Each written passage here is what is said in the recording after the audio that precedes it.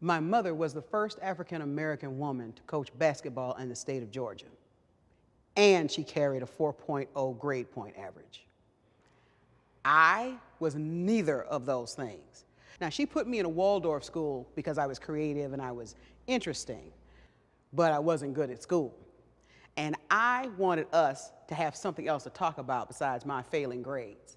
So when my school decided to start a basketball team, I decided to join. Now, wait a minute. I wasn't interested in playing basketball. I was interested in having her think that I was interested in playing basketball. My hope was that everyone, all the girls would try out. I would try out. They'd say, well, she's terrible, but we're the kind of school that includes everybody, so we'll get her a uniform and she can ride the pine. That was the goal.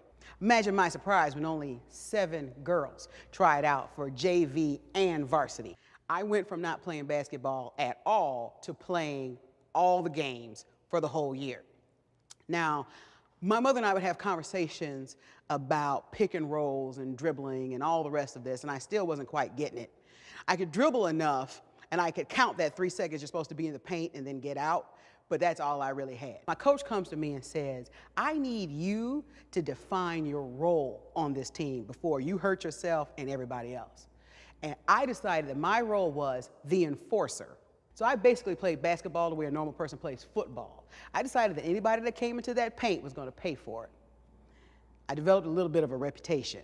Now, we're playing a school on our turf.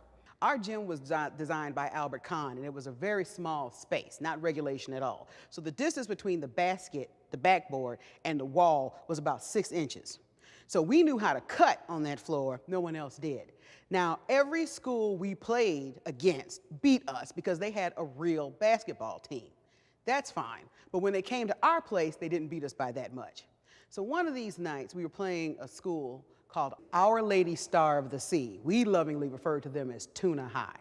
So we're playing Tuna High, and they are beating us bad. And we also have a secondary problem. We only have 2 plays, maroon and gold. Gold play was pass the ball to Angela. Maroon play is bounce pass the ball to Angela. Angela was the only person who could shoot. And it took our teams about 5 minutes to figure out our strategy. I've got the ball. I go to pass it to Angela. She's being double teamed. I can't get it to her. Every other person on my team looks like a deer in headlights. Like, whatever you do, don't give it to me. So I need to come up with a plan. And I'm thinking, screw it. I'm going to take a shot. So I dribble down the court, throw the ball up against the backboard. The ball actually goes through the net. Star of the Sea loses their minds because I haven't made a score all night. My school jumps to their feet because I'm not a basketball player. I'm getting applause, everybody's screaming. Still one of the best moments of my life. I go home and explain to my mother what I did. And I said I made a layup. And she said, all right, wait a minute. You tell me what you think a layup means.